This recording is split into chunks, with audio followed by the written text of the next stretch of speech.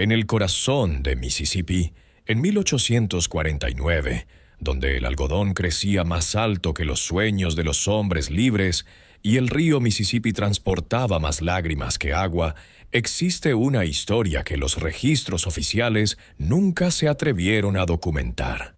La mansión Riverside, con sus columnas blancas y sus jardines perfumados, fue el escenario de lo que los periódicos de la época denominaron una inexplicable tragedia familiar.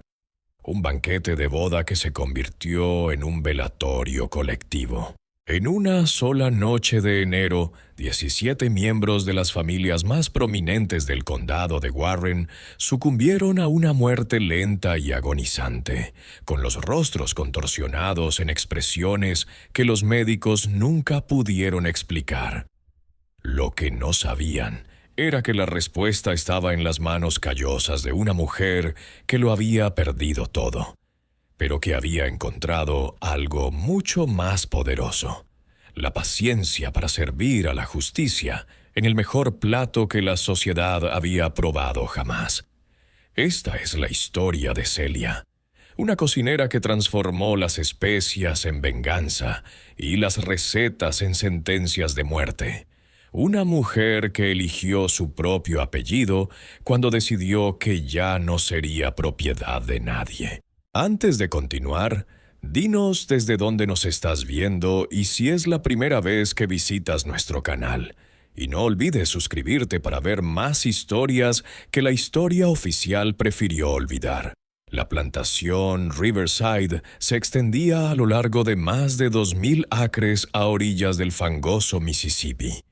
Sus interminables hileras de algodón ondulaban como un mar blanco bajo el abrasador sol del verano de 1848. Era una de las propiedades más prósperas del condado de Warren, conocida no solo por la calidad de su cosecha, sino también por la opulencia de su casa principal y, sobre todo, por la excelencia de su mesa. El coronel James Riverside había heredado la propiedad de su padre y la había ampliado con la misma brutalidad calculada que caracterizaba a los hombres de su posición.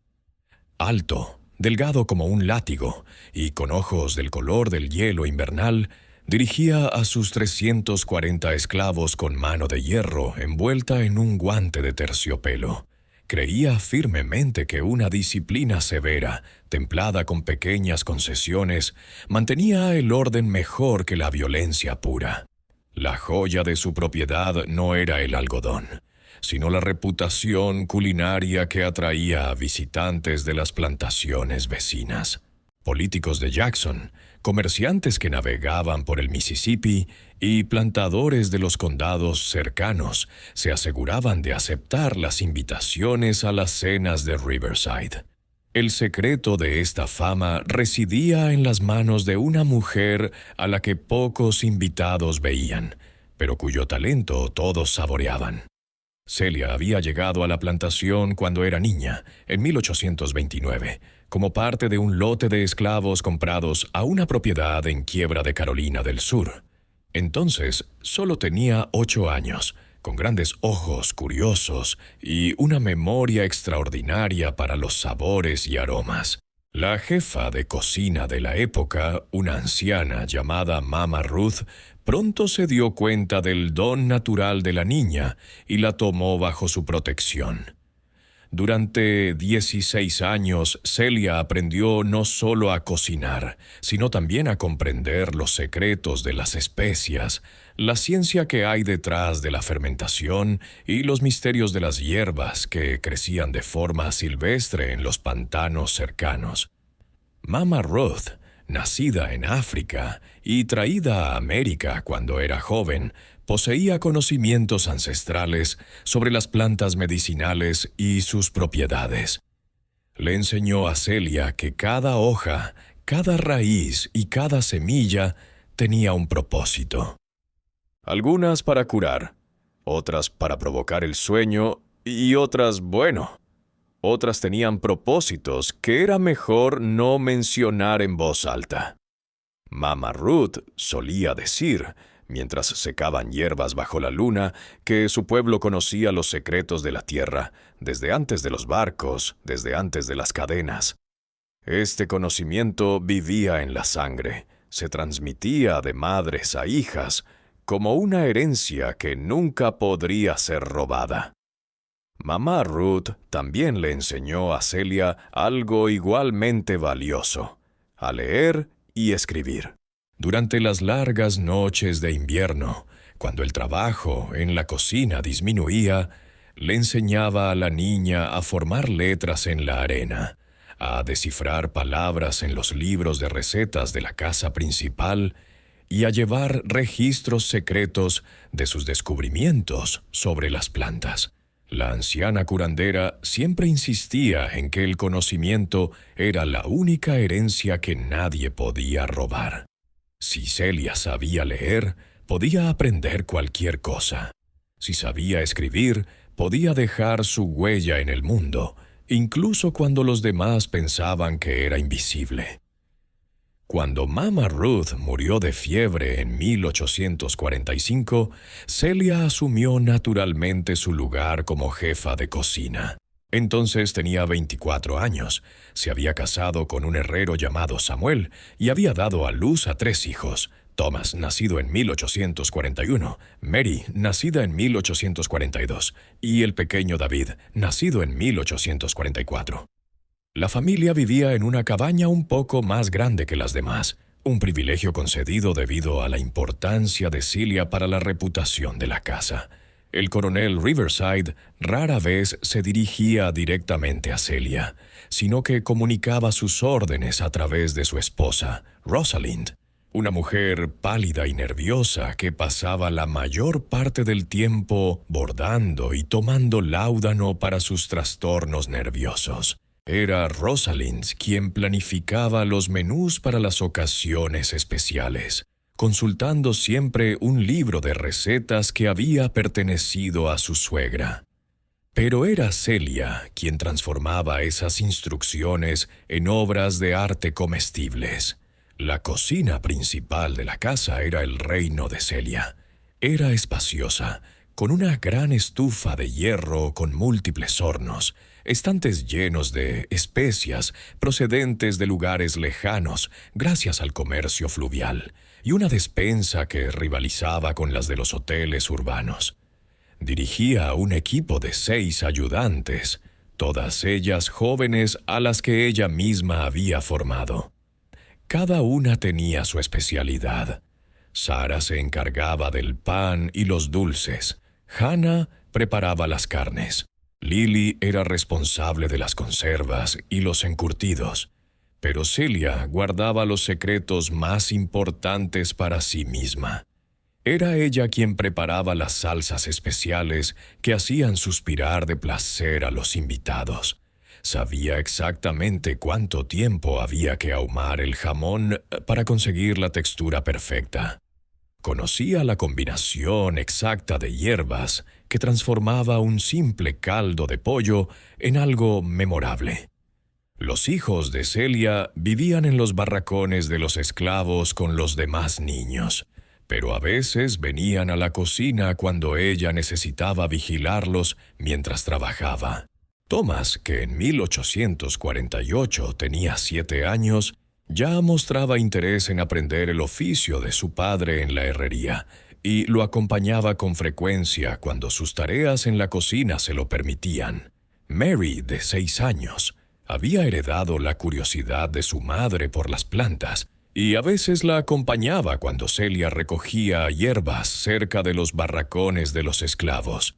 David, aún pequeño, con 4 años, se contentaba con jugar con las muñecas de maíz que Celia le hacía en sus escasos momentos libres.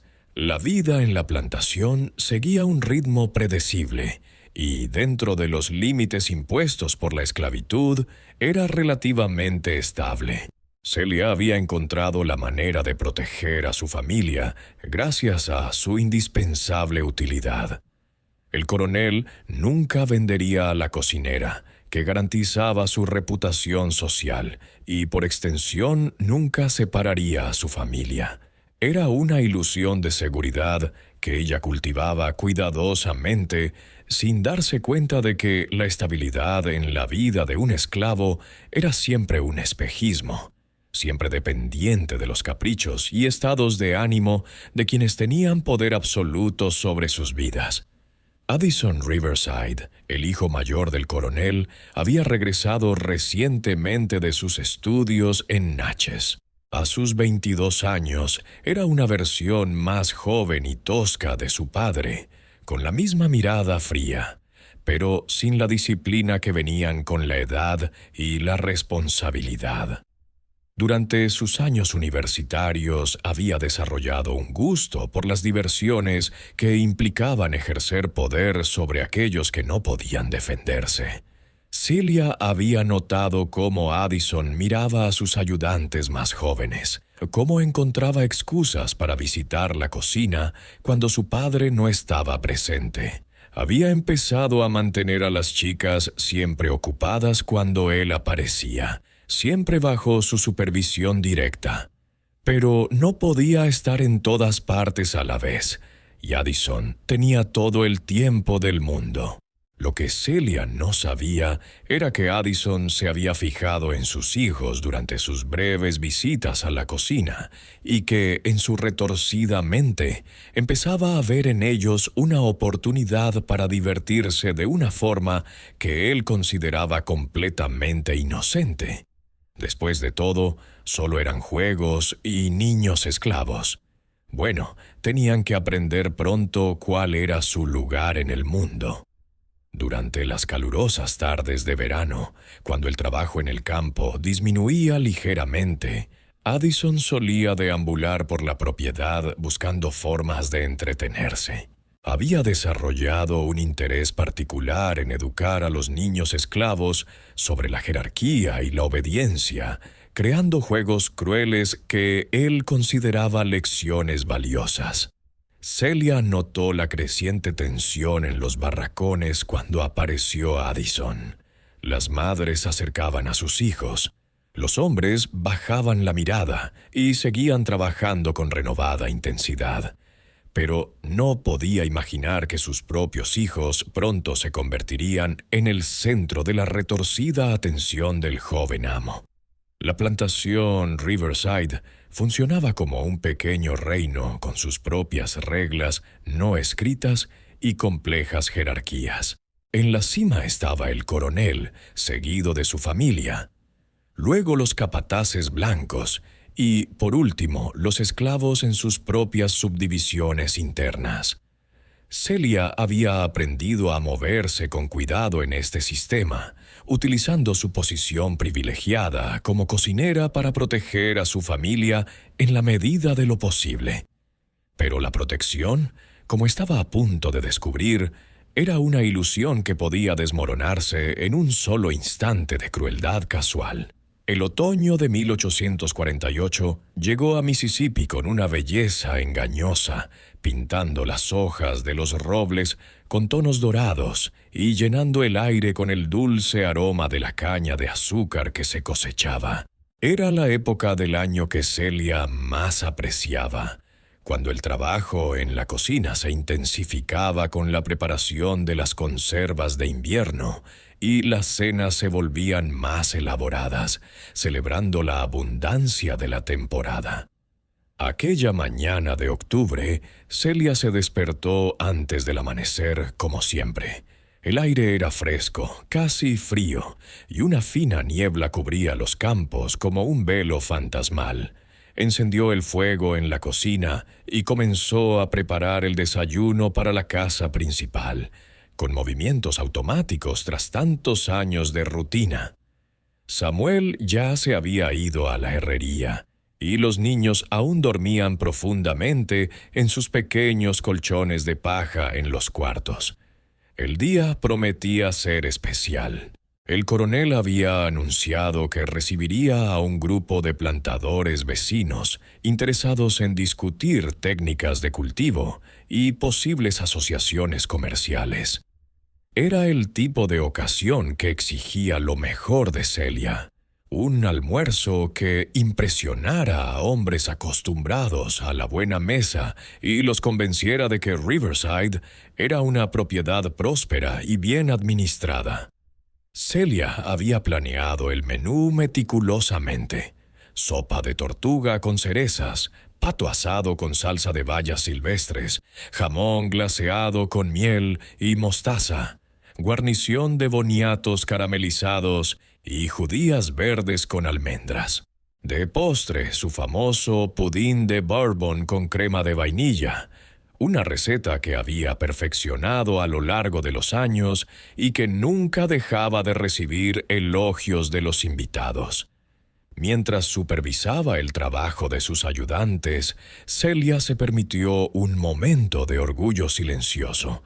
Había transformado la cocina de la plantación Riverside en algo que rivalizaba con los mejores establecimientos de Natchez o Vicksburg.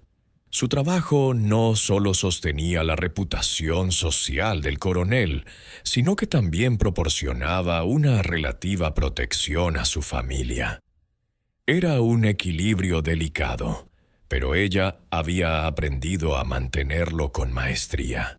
Alrededor de las 10:00 de la mañana, Thomas, Mary y David aparecieron en la cocina, como solían hacer cuando Celia necesitaba vigilarlos durante el trabajo. Thomas había alimentado a las gallinas en los barracones. Mary había ayudado a las mujeres mayores a recoger los huevos.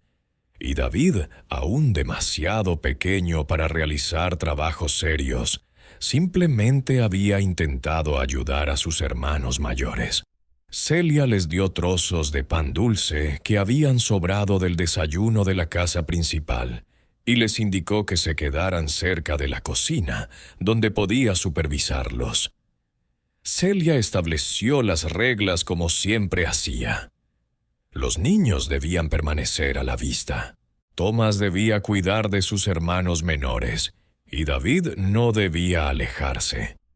Thomas, serio como un adulto en miniatura, asintió con la cabeza y asumió la responsabilidad de sus hermanos.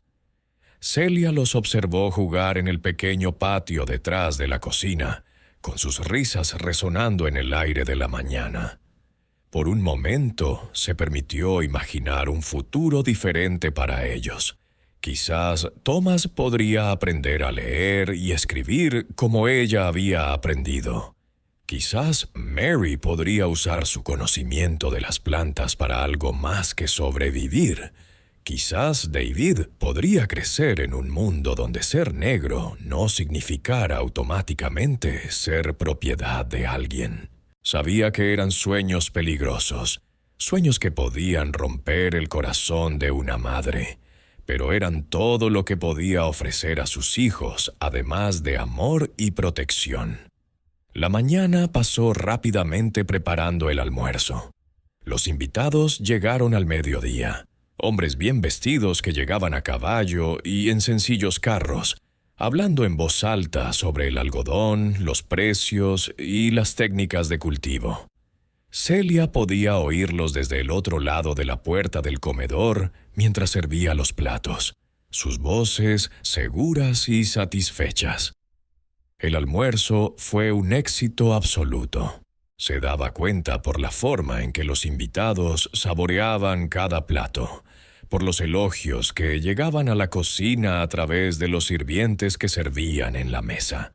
El coronel estaba claramente satisfecho, y Rosalind incluso envió un mensaje de felicitación a través de Sarah. Eran casi las 3 de la tarde cuando Celia se dio cuenta de que hacía tiempo que no veía a los niños. Normalmente, aparecían en la cocina alrededor del mediodía, pidiendo algo de comer o simplemente para estar cerca de su madre. Su ausencia la inquietó un poco, pero se consoló pensando que probablemente estaban jugando en los cuartos y habían perdido la noción del tiempo. Fue Hannah quien trajo la primera noticia alarmante. Había ido a buscar leña al almacén cercano a los cuartos y había visto humo saliendo del viejo granero, el que ya no se utilizaba para almacenar heno, y se encontraba en el límite entre los campos de algodón y la zona de los esclavos. Hannah llegó corriendo a la cocina, sin aliento, y le informó de la presencia de un denso humo que salía del viejo granero.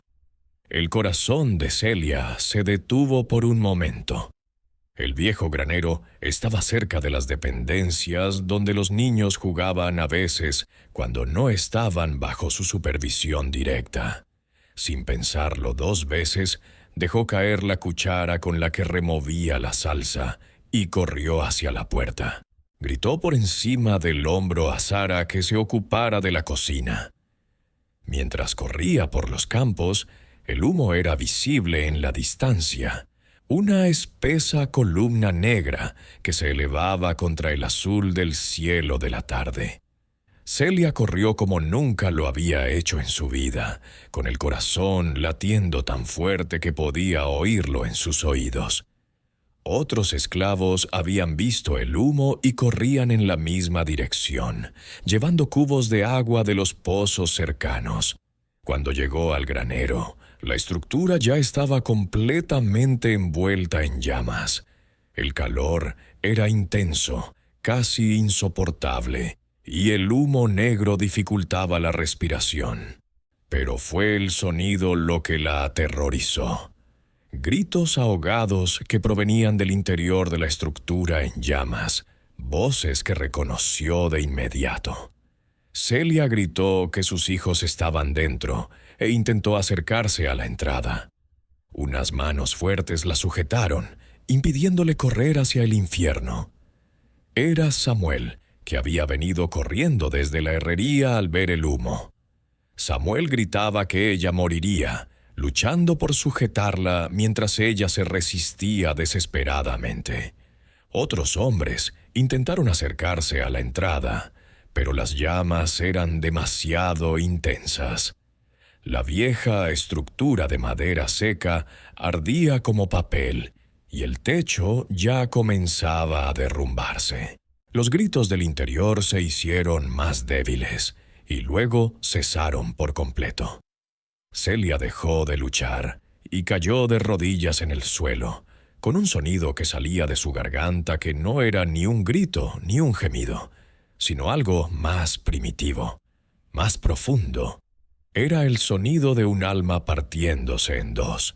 Tardaron casi 2 horas en extinguir completamente el fuego. Cuando por fin pudieron entrar en las ruinas humeantes, encontraron los 3 pequeños cuerpos abrazados en un rincón donde habían intentado esconderse de las llamas. Thomas había intentado proteger a sus hermanos menores con su propio cuerpo, pero no había sido suficiente. Más tarde se descubrió que la puerta del granero había sido cerrada con llave desde fuera. Alguien había atrapado deliberadamente a los niños dentro antes de prender fuego a la estructura. Pero, ¿quién y por qué? Addison Riverside apareció en el lugar del incendio aproximadamente 1 hora después, alegando que había estado montando a caballo en los campos lejanos y que solo vio el humo cuando regresaba a la casa. Expresó sus condolencias al coronel por la pérdida de una propiedad valiosa y sugirió que probablemente había sido un accidente. Quizás los niños estaban jugando con cerillas, pero Lily, una de las ayudantes de cocina más jóvenes, había visto a Addison cerca del granero esa mañana. Había ido a recoger hierbas silvestres cerca de las dependencias y lo había visto hablando con los niños, riéndose de algo que Thomas había dicho. Cuando se lo contó a Celia 3 días después del funeral, sus palabras fueron como una segunda muerte. Lily reveló que Addison había estado jugando con los niños, mencionando que conocía un nuevo juego que les gustaría. Les había dicho que entraran en el granero, prometiéndoles una sorpresa. Celia no dijo nada, solo asintió con la cabeza y siguió pelando patatas para la cena. Pero algo dentro de ella había cambiado en ese momento. Algo había muerto junto con sus hijos, y algo nuevo había nacido en su lugar. Esa noche, sola en su cabaña vacía, Celia tomó una decisión. Ya no sería solo Celia, la cocinera de la plantación Riverside. A partir de ese momento, sería Celia Washington. Había elegido el apellido del primer presidente, el hombre que había luchado por la libertad de su nación. Y ella también lucharía por su propia libertad, no por la libertad de huir. Eso sería demasiado fácil, demasiado rápido. Quería la libertad que acompañaba a la justicia, la libertad que solo llegaría cuando aquellos que le habían quitado todo pagaran el precio completo. Celia Washington comenzó a planear. Durante los días que siguieron al funeral, mantuvo su rutina habitual en la cocina. Pero por la noche, cuando todos dormían, salía silenciosamente de su cabaña y caminaba hasta el lugar donde habían muerto sus hijos. Allí, arrodillada entre las ruinas aún humeantes, hacía promesas que ningún oído humano escuchaba. Susurraba a la tierra ennegrecida sobre Thomas, Mary y David, prometiendo que no los olvidaría y que les haría pagar a todos.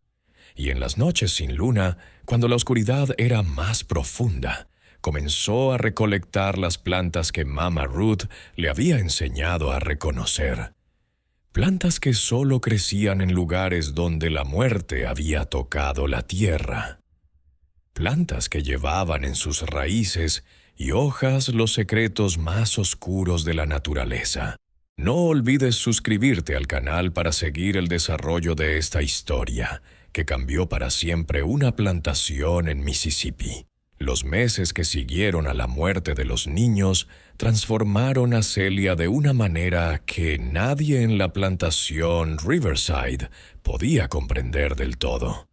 Externamente, seguía siendo la misma cocinera eficiente de siempre, quizás incluso más meticulosa, más dedicada a los detalles. Pero quienes la conocían bien notaron cambios sutiles que los inquietaban. Samuel fue el primero en darse cuenta. Su esposa se había vuelto silenciosa de una manera diferente. No era solo dolor, era algo más profundo, más calculado. Pasaba horas despierta durante la noche, sentada junto a la ventana de su cabaña, mirando hacia la casa principal con una expresión que él no podía descifrar. Cuando intentaba hablar sobre el futuro, sobre la posibilidad de tener otros hijos, ella respondía como si él estuviera hablando en un idioma extranjero. Celia había dejado claro que en su mente no había futuro, solo el presente, y que el presente era lo único que importaba. En la cocina, Celia había comenzado a hacer cambios sutiles. Insistía en preparar personalmente todos los platos que se servían en la mesa de la familia Riverside, sin permitir que ninguno de sus ayudantes tocara la comida después de que ella terminara de sazonarla. Decía que era para mantener la calidad, pero Hannah notó que había comenzado a guardar ciertas hierbas y especias en un armario cerrado con llave, del que solo ella tenía la llave. Cuando se le preguntó por esas hierbas desconocidas, Celia simplemente explicó que eran ingredientes especiales reservados para ocasiones especiales. Lo que Hannah no sabía era que Celia había comenzado a hacer expediciones nocturnas a los pantanos que rodeaban la plantación. Utilizando los conocimientos que le había transmitido Mama Ruth, recolectaba plantas que solo crecían en suelos específicos y en condiciones específicas. Setas que brotaban de troncos podridos, enredaderas que se enroscaban alrededor de árboles muertos, raíces que solo podían recolectarse durante el otoño y principios del invierno. Mama Ruth le había enseñado sobre estas plantas cuando era joven, pero siempre con severas advertencias. Le había dicho que algunas servían para curar dolores que los médicos blancos no sabían cómo tratar, mostrándole algunas hojas secas, y que otras, bueno, otras eran para cuando la curación ya no era posible, cuando solo quedaba la justicia. Celia ahora entendía perfectamente lo que la vieja curandera había querido decir. Durante el invierno de 1848 hizo experimentos. Añadió pequeñas dosis casi imperceptibles a la comida de Addison Riverside. Nada que pudiera matarlo. Todavía no. Solo lo suficiente para causarle molestias que le hicieran cuestionar su propia salud. Dolores de estómago inexplicables, náuseas que iban y venían sin motivo aparente, noches de insomnio seguidas de días de fatiga extrema. Addison comenzó a quejarse de su salud con cada vez más frecuencia. Consultó a médicos en Vicksburg e incluso en Natchez, pero ninguno pudo encontrar la causa de sus síntomas. Algunos sugirieron que podría ser estrés. Otros recomendaron cambios en la dieta. Un médico especialmente perspicaz le sugirió que tal vez debería evitar las comidas muy condimentadas durante un tiempo. Celia casi sonrió cuando oyó discutir esta recomendación en el comedor. Si supieran que el problema no eran las especias que ella utilizaba, sino los ingredientes especiales que había empezado a añadir. Mientras tanto, ella observaba. Estudiaba los hábitos de la casa, los horarios de las comidas y las preferencias alimenticias de cada miembro de la familia. Descubrió que el coronel tenía predilección por las salsas espesas y oscuras, que Rosalind prefería los platos delicados y ligeramente dulces, y que a Addison le gustaba la carne poco hecha y los condimentos fuertes. Y lo que es más importante, descubrió que la familia Riverside estaba planeando algo grande para principios de 1849. Pearl, la hija menor del coronel, se había comprometido con Sylvester Thompson, hijo de una prominente familia de plantadores de algodón del condado vecino. La boda estaba prevista para finales de enero, y sería el evento social más importante de la región en meses. Rosalind había comenzado los preparativos con meses de antelación, consultando a Celia casi a diario sobre el menú del banquete nupcial. Sería un evento íntimo solo para las familias cercanas y algunos parientes queridos. La reputación culinaria de Riverside se pondría a prueba ante personas que realmente importaban a la familia. Durante una de estas consultas, Rosalind insistió en que la boda tenía que ser absolutamente perfecta, un evento familiar muy especial en el que todos recordarían la hospitalidad de los Riverside. Celia le aseguró que sería perfecta, una promesa que realmente tenía intención de cumplir, y realmente lo prometió. Sería perfecta. Perfectamente planeada, perfectamente ejecutada, perfectamente definitiva. Durante las largas noches de invierno, Celia comenzó a elaborar su plan. No se trataría simplemente de envenenar la comida. Eso sería demasiado simple, demasiado obvio. Quería algo más sutil, más artístico. Quería que cada persona presente en el banquete recibiera exactamente lo que se merecía, en la medida exacta de sus pecados. Comenzó a investigar quiénes estarían presentes en la boda.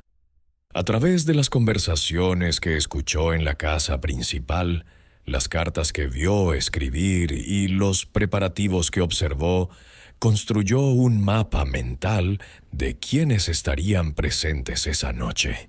Toda la familia Riverside, el coronel, Rosalind, Addison, Pearl y su hermano menor Charles, la familia Thompson, los padres de Sylvester, sus 2 hermanos y una hermana, algunos tíos y primos cercanos de ambas familias, 17 personas en total. 17 vidas que se habían beneficiado directa o indirectamente del sistema que había matado a sus hijos. 17 personas que nunca habían cuestionado el derecho a poseer a otros seres humanos, a separar familias, a tratar a los niños como propiedad. Cada nombre que descubría se añadía a su lista mental, y para cada nombre comenzó a planear un destino específico. El coronel Riverside, que había permitido que su hijo matara a 3 niños inocentes y luego encubriera el crimen, recibiría el plato principal, literal y figurativamente. Addison, el asesino directo, tendría una muerte más lenta y dolorosa. Rosalind, que había vivido toda su vida beneficiándose del sufrimiento ajeno sin cuestionarse nunca nada, moriría confundida y asustada, sin comprender lo que estaba pasando. Y los demás, recibirían una lección sobre el verdadero coste de su prosperidad. Celia pasó el resto del invierno perfeccionando sus recetas, no solo las culinarias, sino también las otras, las que Mama Ruth le había enseñado en secreto y las que había aprendido por su cuenta a través de cuidadosos experimentos y ensayos y errores. Probó dosis, estudió efectos y calculó tiempos de acción. Un descubrimiento particularmente importante fue que podía preparar platos especiales para los pocos niños que estarían presentes, los hijos pequeños de los Thompson.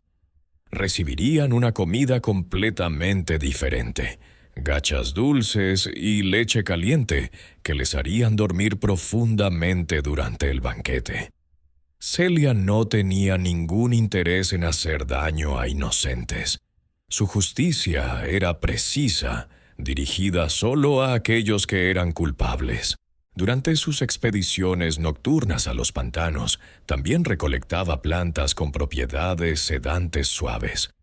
Los niños dormirían plácidamente mientras los adultos pagaban por los pecados de su familia. Cuando llegó la primavera de 1849 a Mississippi, Celia Washington estaba lista. Se había transformado de una cocinera afligida en algo mucho más peligroso. Una mujer con un plan, conocimientos y, lo más importante, nada que perder. La boda de Pearl Riverside sería recordada durante generaciones, pero no por las razones que la familia esperaba. En sus últimas semanas de preparación, Celia comenzó a dejar pequeñas señales de su transformación. Escribió en su cuaderno secreto, el mismo en el que Mama Ruth le había enseñado las primeras letras, no solo recetas, sino reflexiones sobre la justicia, sobre el precio del silencio y sobre lo que sucede cuando la paciencia finalmente se agota. Una noche, a la luz de las velas, escribió que ellos pensaban que eran invisibles, que no veían, no recordaban, no sentían, pero que eran el recuerdo vivo de todos sus pecados. Y la memoria, cuando finalmente habla, tiene una voz que resuena a través de los siglos. Samuel notó que ella había comenzado a usar el apellido Washington al firmar sus notas. Cuando le preguntó al respecto, ella le explicó que había elegido su propio nombre, declarando que ahora era libre para elegir también su propio destino. Él no entendió completamente lo que ella quería decir, pero algo en su tono le hizo decidir no preguntar más. La mañana del 27 de enero de 1849 amaneció clara y fría en Mississippi, con una fina capa de escarcha cubriendo los campos de algodón como azúcar glass sobre un pastel. Era el día de la boda de Pearl Riverside, y la plantación había estado muy animada desde antes del amanecer. Celia se había despertado a las 3:00 de la mañana, tal y como había planeado durante meses. No por nerviosismo o ansiedad, sino porque tenía mucho trabajo por delante, el tipo de trabajo que requería una precisión absoluta, una sincronización perfecta y, sobre todo, una calma que había cultivado durante los largos meses de preparación. La cocina de la casa principal se había transformado en un centro de operaciones militar. 3 hornos funcionaban simultáneamente. Enormes ollas burbujeaban sobre el fuego y sus 5 ayudantes se movían con una coreografía ensayada, cada uno responsable de aspectos específicos del banquete. Pero Celia mantenía un control absoluto sobre los elementos más importantes, los condimentos, las salsas y, sobre todo, los toques finales de cada plato.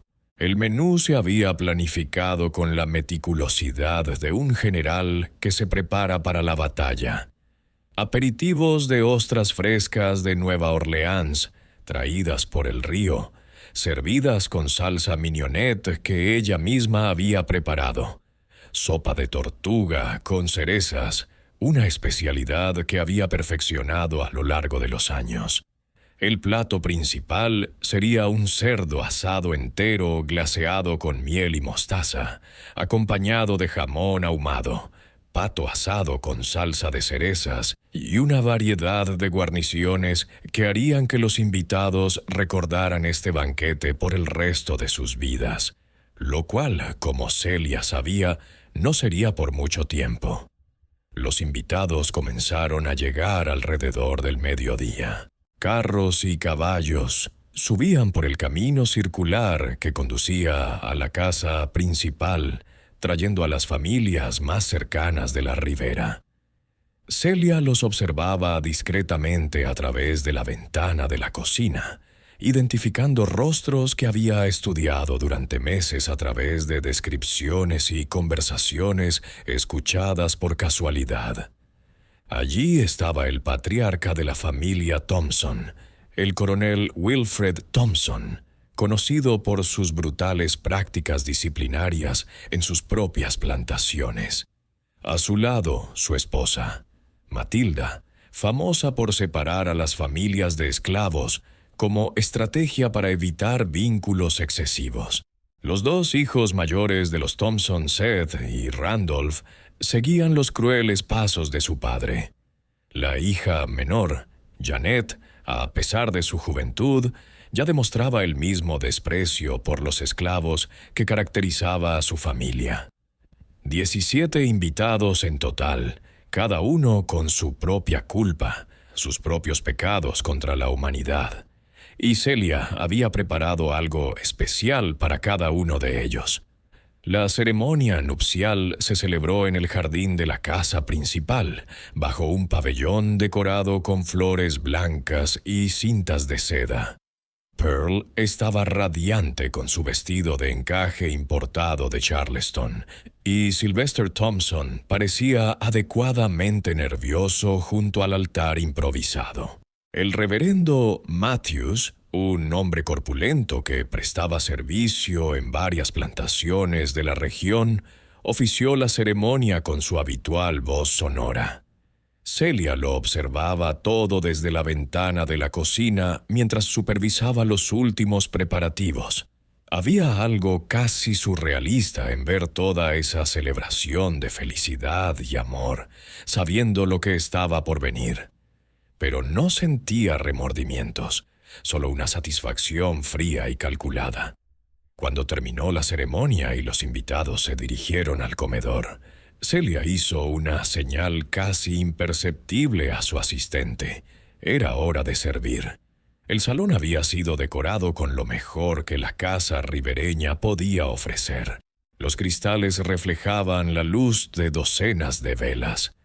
La plata de la familia brillaba sobre el mantel del lino blanco y los elaborados arreglos florales perfumaban el aire. Los invitados tomaron asiento en una mesa ovalada que dominaba el ambiente, con los recién casados en el centro y las familias más importantes en los puestos de honor. Antes del banquete principal, Celia había preparado algo especial para los 3 niños presentes, 2 hijos pequeños de los Thompson y una sobrina de Riverside. Ella misma sirvió gachas dulces sazonadas con miel y especias suaves, además de leche caliente con vainilla. Los niños saborearon las delicias y en cuestión de minutos comenzaron a bostezar. Sus madres, pensando que se trataba simplemente del cansancio natural tras la emoción del día, los llevaron a descansar a una de las habitaciones de arriba. Celia había calculado perfectamente. Los niños dormirían profundamente durante horas, protegidos de lo que estaba por venir. El primer plato se sirvió sin incidentes. Las ostras fueron recibidas con aprobación general, y Celia observó con satisfacción que incluso los comensales más exigentes parecían impresionados. Había utilizado solo un ligero toque de sus ingredientes especiales en este plato, lo justo para iniciar el proceso, para preparar el sistema digestivo de los comensales para lo que estaba por venir. La sopa de tortuga fue un éxito aún mayor. El coronel Riverside se levantó para hacer un brindis, elogiando públicamente la habilidad de su cocinera y provocando una ronda de aplausos de los comensales. Celia, observando discretamente a través de la puerta entreabierta de la cocina, se permitió una pequeña y fría sonrisa. Fue durante el plato principal cuando las cosas empezaron a ponerse interesantes. Celia había pasado semanas calculando las dosis mediante ensayo y error para cada persona. El coronel Wilfrid Thompson, por ejemplo, recibió una generosa porción de cerdo asado, sazonado con una combinación especial de hierbas que ella había recolectado durante el otoño y principios del invierno. El efecto sería gradual, pero inexorable. Primero, una sensación de calor, luego náuseas crecientes, seguidas de convulsiones y, finalmente, parálisis respiratoria. Para Matilda Thompson, que tenía la costumbre de separar a las familias de esclavos, Celia había preparado algo más poético. Su plato contenía una dosis cuidadosamente calculada de una toxina que le provocaría terribles alucinaciones antes de morir. Vería a sus propias víctimas volver para atormentarla. Sentiría la desesperación de las familias que había separado. Los hijos de Thompson recibieron platos que contenían sustancias que atacarían su sistema nervioso, provocándoles una pérdida gradual de la coordinación motora, seguida de parálisis. Sentirían cómo sus cuerpos fallaban lentamente, al igual que ellos habían fallado a la hora de proteger a aquellos que estaban bajo su poder. Y Addison recibió un trato especial. Celia le había reservado una combinación de 3 toxinas diferentes, cada una de las cuales se activaría en momentos distintos. Primero vendría un intenso dolor abdominal, luego la pérdida de la coordinación motora y, finalmente, una parálisis que lo dejaría consciente pero incapaz de moverse mientras su cuerpo dejaba de funcionar lentamente. El banquete duró casi 2 horas, durante las cuales los invitados saborearon cada plato y elogiaron efusivamente la calidad de la comida. Hubo brindis por los recién casados, discursos sobre la prosperidad familiar y animadas conversaciones sobre política y negocios. El ambiente era de auténtica celebración y satisfacción. Fue alrededor de las 9 de la noche cuando comenzaron a aparecer los primeros síntomas. El coronel Thompson fue el primero en quejarse de un malestar repentino. Acababa de terminar un discurso sobre la importancia de mantener la disciplina en las plantaciones cuando, de repente, palideció y se llevó la mano al estómago. Su esposa, sentada a su lado, le preguntó si se encontraba bien, pero antes de que él pudiera responder, ella misma comenzó a sentir una sensación de ardor en la garganta. En cuestión de minutos, el elegante salón se transformó en una escena de caos. Los invitados comenzaron a levantarse bruscamente de sus sillas, algunos corriendo al exterior en busca de aire fresco, otros doblándose de dolor en la mesa. El sonido de las animadas conversaciones fue sustituido por gemidos de agonía y gritos de pánico. Addison Riverside intentó ponerse de pie para ayudar a los invitados, pero sus piernas no le obedecían. Miró hacia abajo, confundido, tratando de entender por qué su cuerpo no respondía a sus órdenes. Fue entonces cuando sus ojos se encontraron con los de Celia, que había aparecido en la puerta de la cocina para observar los resultados de su trabajo. Por un momento se miraron a través del caótico salón, y en ese instante Addison lo comprendió. Sus ojos se abrieron con terror cuando llegó la comprensión, pero ya era demasiado tarde. Abrió la boca como para gritar, pero no salió ningún sonido. Celia lo observó durante unos segundos más. Luego se dio la vuelta con calma y regresó a la cocina. Tenía trabajo que hacer, platos que lavar, pruebas que destruir, una huida que ejecutar. Pero primero tenía una última tarea. Del bolsillo de su delantal sacó un pequeño trozo de papel en el que había escrito un mensaje con su mejor letra. Dejó el papel sobre la mesa de la cocina, a la vista de todos, y salió por la puerta trasera. El mensaje decía simplemente: «Para Thomas, Mary y David se ha hecho justicia. Celia Washington». Cuando los primeros vecinos y el médico local llegaron a la plantación Riverside a la mañana siguiente, encontraron 17 cadáveres esparcidos por el comedor, algunos todavía sentados en sus sillas, otros caídos en el suelo en posiciones grotescas. No había ningún adulto superviviente. Los 3 niños fueron encontrados durmiendo profundamente en la habitación de arriba, completamente ilesos y sin recordar lo que había sucedido durante la noche. Celia Washington había desaparecido en la oscuridad, llevándose consigo solo la ropa que llevaba puesta y la satisfacción de que finalmente se había hecho justicia. El descubrimiento de la carnicería en la plantación Riverside conmocionó a todo el sur. 17 de los ciudadanos más prominentes de Mississippi habían muerto en una sola noche durante lo que debería haber sido una celebración de unión y prosperidad. Los periódicos de Jackson, Natchez e incluso ciudades lejanas como Charleston y Richmond dedicaron páginas enteras a lo que rápidamente se conoció como la masacre de la boda de Riverside. Las autoridades llegaron a la plantación en la mañana del 28 de enero, alertadas por Samuel, que había encontrado la puerta principal de la casa abierta y un silencio antinatural en el interior. El sheriff del condado de Warren, un hombre llamado Patrick Lambert, describiría más tarde la escena como algo sacado de las peores pesadillas de Dante. Los cadáveres estaban esparcidos por el elegante comedor en posiciones que sugerían una agonía extrema. Algunos habían intentado huir y fueron encontrados cerca de puertas y ventanas. Otros habían caído sobre la mesa, con el rostro contraído en expresiones de dolor insoportable.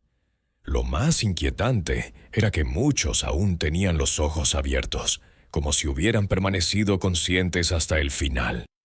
Addison Riverside fue encontrado en su silla, con el cuerpo rígido, pero con los ojos aún brillantes de terror. El médico que examinó los cadáveres comentó más tarde que nunca había visto una expresión de miedo tan intensa, conservada en la muerte. Era como si Addison hubiera comprendido exactamente lo que estaba pasando y por qué, pero fuera incapaz de hacer nada para detenerlo. La investigación inicial se centró en la posibilidad de un envenenamiento masivo. Una conclusión obvia dado el contexto, pero determinar el agente específico resultó más difícil. Los médicos encontraron síntomas variados que nunca habían visto antes. Cada víctima presentaba diferentes signos de sufrimiento. Era como si cada persona hubiera sido envenenada individualmente con sustancias elegidas específicamente para ella. Fue cuando encontraron el mensaje en la cocina, cuando la verdadera naturaleza del crimen comenzó a revelarse. Para Thomas, Mary y David, se ha hecho justicia. Celia Washington estaba escrito con una letra cuidadosa, y las palabras se grabaron en la mente de todos los que las leyeron como una confesión y una declaración de guerra al mismo tiempo. El coronel Riverside, que había estado de viaje de negocios en Natchez durante la boda y, por lo tanto, escapó de la tragedia, regresó inmediatamente al recibir la noticia. Cuando le mostraron el mensaje, su rostro palideció visiblemente. Sabía exactamente quiénes eran Thomas, Mary y David, y comenzó a comprender la magnitud de lo que había sucedido. El coronel murmuró para sí mismo, preguntándose cómo una simple cocinera había podido ejecutar tal plan. Pero Celia hacía mucho tiempo que no era una simple cocinera. Se había transformado en algo mucho más peligroso. Una mujer con conocimientos, determinación y una sed de justicia que había consumido todo lo demás en su vida. La búsqueda de Celia Washington comenzó de inmediato. Se distribuyeron carteles con su descripción por todo Mississippi y los estados vecinos. Se ofreció una recompensa de $500 por su captura, viva o muerta. Una suma considerable para la época, que reflejaba tanto el miedo como la ira que había provocado su acto. Pero Celia había desaparecido como el humo. Algunos informaron haberla visto caminando por caminos rurales en dirección al norte. Otros juraban haberla visto subir a un barco de vapor en el río Mississippi. Incluso hubo rumores de que había recibido ayuda de una red de abolicionistas, aunque nunca se encontraron pruebas concretas. La verdad era más simple y más compleja al mismo tiempo. Celia había planeado su fuga con la misma meticulosidad con la que había llevado a cabo el envenenamiento. Durante meses, había escondido pequeñas cantidades de comida y provisiones en lugares estratégicos a lo largo de una ruta que había memorizado a través de los pantanos y bosques de Mississippi. Sabía que no podía utilizar las carreteras principales ni los ríos navegables, ya que serían los primeros lugares donde la buscarían. En su lugar, siguió antiguos senderos de caza y caminos conocidos solo por los esclavos fugitivos, desplazándose principalmente por la noche y descansando durante el día en escondites que había preparado de antemano. Samuel fue interrogado exhaustivamente por las autoridades, pero realmente no sabía dónde había ido su esposa. Había notado los cambios en ella después de la muerte de los niños, pero nunca imaginó que fuera capaz de algo tan elaborado y devastador. Cuando le mostraron el mensaje que ella había dejado, lloró, no por tristeza, sino por una compleja mezcla de orgullo, terror y pérdida. Samuel admitió al sheriff Lambert que Celia siempre había sido más fuerte de lo que nadie imaginaba, pero confesó que nunca había pensado que fuera capaz de tal acto. Las consecuencias de la masacre se extendieron mucho más allá de la plantación Riverside. Los plantadores de todo el sur comenzaron a mirar a sus propios esclavos domésticos con renovada sospecha. Los cocineros, en particular, fueron objeto de una mayor vigilancia. Muchas familias prominentes despidieron a sus cocineros esclavos y contrataron a blancos libres, pagando altos salarios por una sensación de seguridad que podía ser ilusoria. La paranoia se extendió como una enfermedad. Las elaboradas cenas, que antes habían sido símbolos del estatus y la hospitalidad sureños, se convirtieron en eventos tensos en los que los anfitriones probaban cada plato antes de servirlo a los invitados. Algunos plantadores llegaron al extremo de contratar catadores profesionales, como los reyes de la antigüedad. Pero quizás el impacto más significativo fue psicológico. Por primera vez, la élite sureña se vio obligada a afrontar la realidad de que sus esclavos no eran propiedades pasivas, sino seres humanos con recuerdos, emociones y, lo que era más aterrador, la capacidad de planear y ejecutar venganzas. Celia Washington había roto una ilusión fundamental en la que se basaba toda la sociedad esclavista. La ilusión de que la sumisión era natural y que la opresión podía continuar indefinidamente sin consecuencias. 3 meses después de la masacre, un comerciante informó haber visto a una mujer negra trabajando en una pequeña granja en Tennessee, un estado donde las leyes sobre esclavos fugitivos se aplicaban con menos rigor. La descripción coincidía vagamente con la de Celia, pero cuando las autoridades investigaron, no encontraron rastro de ella. Hubo otros avistamientos a lo largo de los años en Kentucky, Ohio e incluso Canadá, pero ninguno fue confirmado. La verdad sobre el destino final de Celia Washington siguió siendo un misterio. Algunos creen que murió en los pantanos durante su fuga. Otros insistían en que logró alcanzar la libertad en el norte o en Canadá. Incluso había quienes susurraban que seguía viva en algún lugar, bajo un nombre falso, tal vez incluso ayudando a otros esclavos a escapar. Lo que no era un misterio era el legado que dejó. En los barracones de esclavos de todo el sur, su nombre se susurraba con una mezcla de admiración y terror. Ella demostró que incluso los más oprimidos podían encontrar formas de resistir, de luchar, de exigir justicia. Para los propietarios de esclavos, Celia Washington se convirtió en una pesadilla recurrente. Un recordatorio constante de que su prosperidad se había construido sobre cimientos mucho más frágiles de lo que habían imaginado. O cada comida se convirtió en una cuestión de confianza, cada cocinero en una fuente potencial de peligro. Y en algún lugar, tal vez en una pequeña granja de Ohio, o en una modesta casa de Detroit, o paseando por las libres calles de Boston, una mujer que había elegido su propio apellido seguía viviendo. Ya no como propiedad de nadie, ya no como víctima, sino como Celia Washington, una mujer que demostró que la justicia, aunque tarde, acaba imponiéndose. La plantación Riverside nunca se recuperó del todo de la masacre. El coronel intentó reconstruirla, pero la propiedad estaba maldita en la mente de todos. Los trabajadores libres se negaban a aceptar empleo allí, e incluso los esclavos de otras plantaciones susurraban historias sobre fantasmas que rondaban los campos de algodón.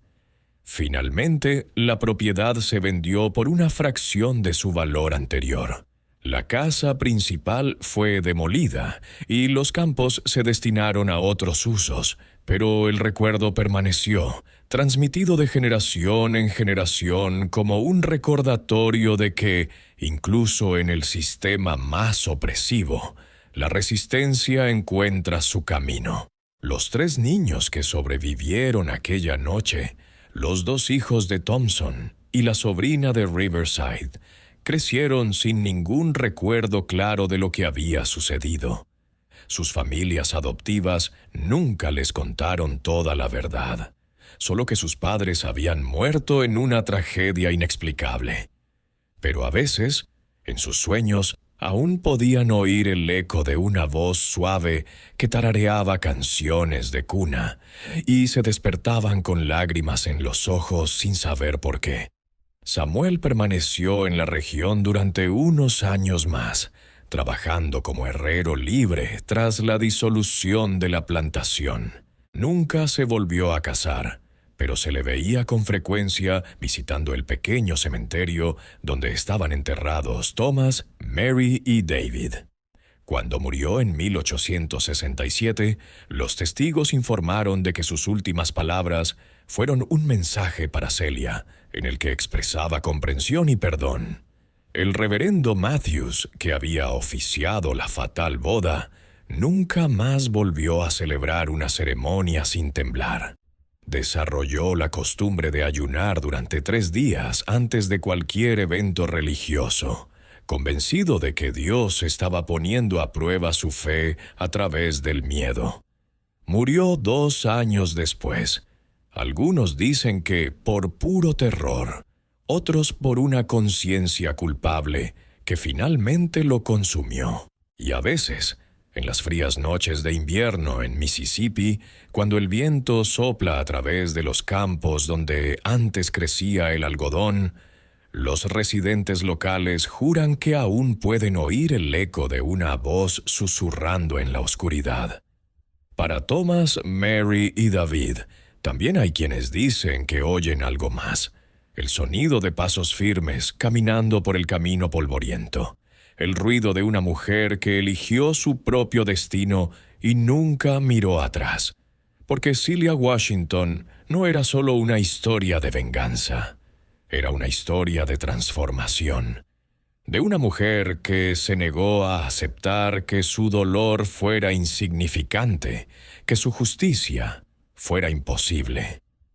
Demostró que, incluso en los momentos más oscuros de la historia de Estados Unidos, siempre hubo quienes se rebelaron contra la injusticia, quienes pagaron el precio de la resistencia, quienes eligieron la libertad, incluso cuando eso les costó todo. La historia de Celia Washington sigue siendo uno de los episodios más inquietantes y complejos de la historia estadounidense del siglo XIX. En una sola noche, transformó un banquete de boda en un tribunal de justicia, donde 17 personas pagaron con sus vidas por los pecados de toda una sociedad.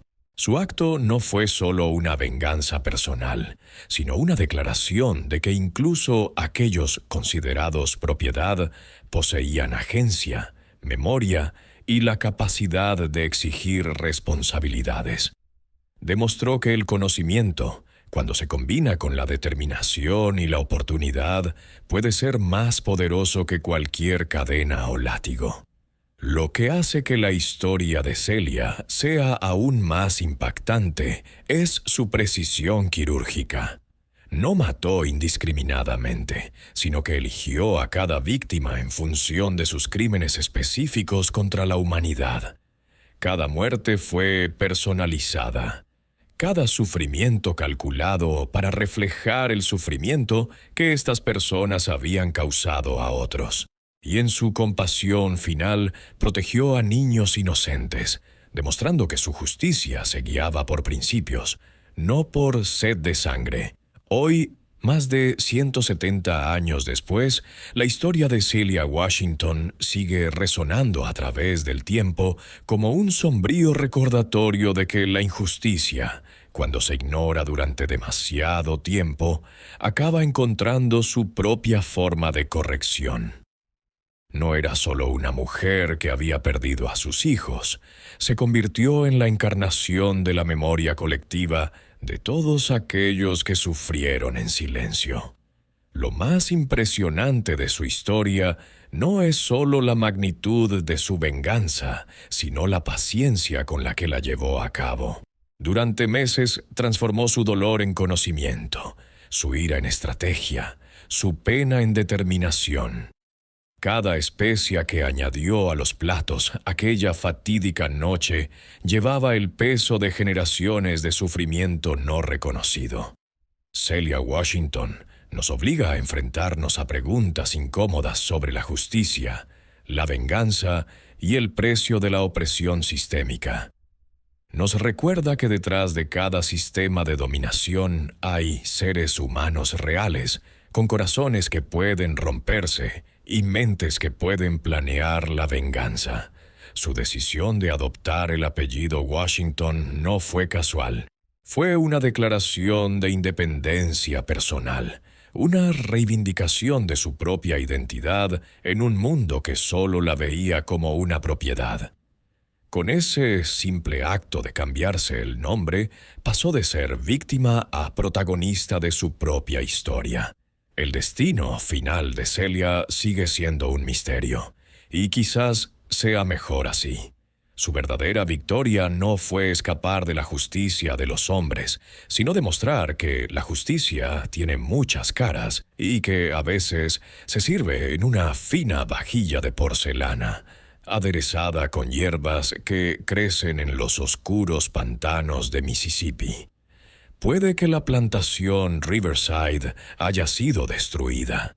Los cuerpos pueden haber sido enterrados, pero el recuerdo de Celia Washington sigue vivo. Se convirtió en algo más que una persona.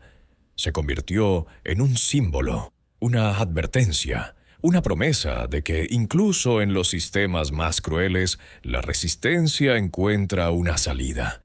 Y quizás en algún lugar, en una noche fría, cuando el viento sopla a través de los campos vacíos donde antes crecía el algodón, todavía se puede oír el eco de su voz susurrando en la oscuridad. La justicia puede servirse fría, pero siempre se sirve. Si esta historia te ha conmovido, es porque el recuerdo de Celia Washington sigue entre nosotros, recordándonos que la verdadera libertad a veces requiere un precio que pocos están dispuestos a pagar. Comparte esta historia con alguien que necesite saber que, incluso en los momentos más oscuros de la historia, siempre hubo quienes se negaron a aceptar la injusticia en silencio. Si quieres más historias como esta que revelan capítulos olvidados de la historia de Estados Unidos, suscríbete al canal ahora mismo, deja un me gusta para apoyar este trabajo y cuéntanos en los comentarios. ¿Crees que Celia Washington encontró la verdadera libertad al final? ¿Su justicia era legítima o solo era venganza? La historia no nos da respuestas fáciles, pero nos da a Celia Washington, una mujer que decidió que algunas injusticias son demasiado grandes para ser perdonadas y que algunos recuerdos son demasiado poderosos para ser olvidados.